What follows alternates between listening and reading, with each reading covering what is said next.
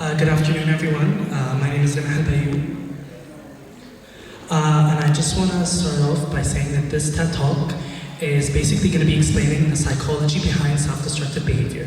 So the Google definition of self-destructive behavior, when you search it up on Google, the definition is physical changes of alcoholism, horrible binge eating habits, things that cause chemical imbalances inside of the body.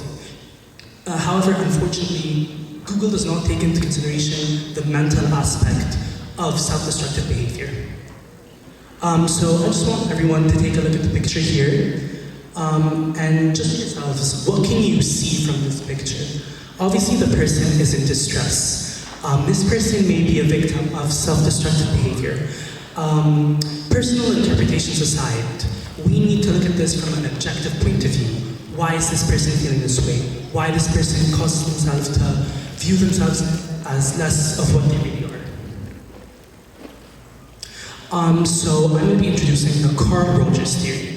This is the theory split up into 3 parts: your self-esteem, your self-image, and your ideal self.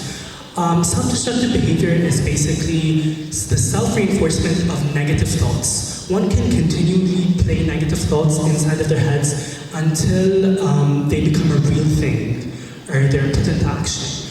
When that occurs, your self-esteem is brought down, and therefore so is your self-image. Both of them are linked together. So when this happens, it prevents you from reaching your ideal self. One's ideal self would be to be the best that they could, reach their full potential. So I want to use this example in a real-life application.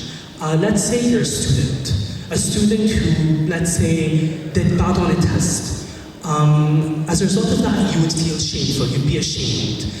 Remember, shame is an internalized feeling. So you tend to say, oh, I'm a failure and I'm not good enough, rather than realizing what actually happened, which is just you did not do the best on that test that day. So when you do that, your self-esteem is brought down, which brings your self-image down, and your self-image, which is your current feeling of not feeling confident or feeling like you're capable, is rarely similar, something close to your ideal self, which is what you want to be, what you want to thrive. We call this being in a state of incongruence, where you're not achieving or aiming to do your best. And I also want to give another example from my adult audience here. So let's say you go to work. Some people don't try their hardest, they feel like they're not going to gain anything out of it. Let's say someone applied for a promotion and they did not necessarily get it. They would feel like, oh, this is pointless. They wouldn't want to go through with it, they wouldn't want to work their hardest, therefore their self-esteem is brought down.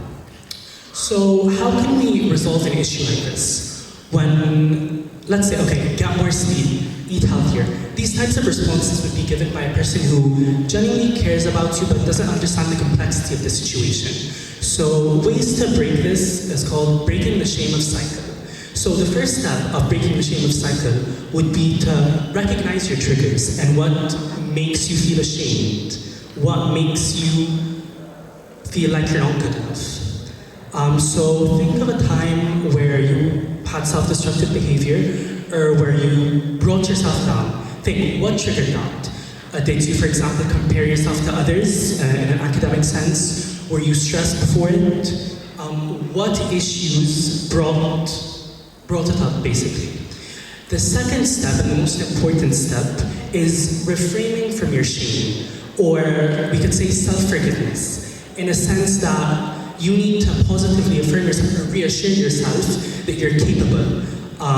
Using the same example, let's say you did bad on a test, and you need to say, no, I'm good enough, I'm capable of continuing and thriving. That way, your self-image, which is being positive, is going to be similar to your ideal self, and ideally you would want your ideal self to be the best, or the full potential you could reach to, and now you're in a state of congruence.